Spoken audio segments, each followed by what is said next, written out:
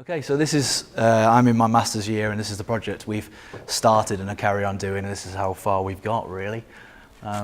So you might wonder why scorpions then, why are we studying scorpions? Well, they represent a really exciting opportunity phylogenetically because they're a continuous presence throughout the fossil record pretty much, so we've got lots of morphological data. Their molecular data is readily been made available just recently. And as well as the fact that they're easy to identify, anybody in here could identify a scorpion in the fossil record, and the lineage is manageable, it's not too big. So as well as for the first time looking at all scorpions through time, so Paleozoic, Mesozoic and Cenozoic scorpions, we wanted to address this issue that comes up a lot.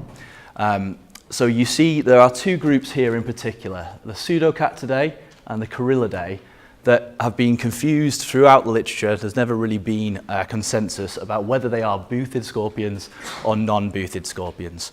So morphologically, scorpions show a lot of stasis through time, so it's quite difficult to put them into either group. But recently, Sharma in 2015, with transcriptome data for the first time, resolved them as in the boothids. So we wanted to test that out as well. So coded some characters, 103 altogether, from 42 taxa, and we took the ranges, segment coded them into different bins, and then we produced two trees, a morphology tree and a Bayesian tree. So with the morphology tree here, you can see there's a clear dichotomy between the Paleozoic taxa, which are the red ones, and then the Mesozoic and Cenozoic taxa, which are in here. So the Mesozoic taxa are the green ones, so there's some little green arrows here, and then the blue arrows you'll see over here, those are those contentious Pseudocactidae and Coryllidae. So they come out here as being boothids, and also those Mesozoic specimens are within this crown group. That's new.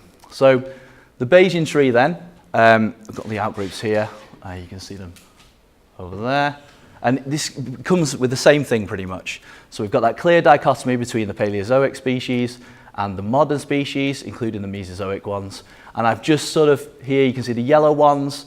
Those are those Mesozoic species, so those are again in this crown group for the scorpions, and then in the green we have those contentious species which resolve as boothids again. So we can say here then that the Mesozoic specimens are closely related to modern taxa. So when people describe scorpions as living fossils, that's true. They go all the way back to almost the start of the Mesozoic. And that the morphological and molecular data sets are producing similar trees, so we've got a nice congruence there. And that we can agree with Sharma et al. That those two contentious groups are boothids, not non-boothid scorpions. So moving forward, we've got quite a lot to do. We need to properly root the tree. You might have noticed that they were unrooted there because we need to add extra characters to change the outgroups. Really, so that'll take a little bit of time. And then we've got to find things like autapomorphies for modern scorpions in some of the data.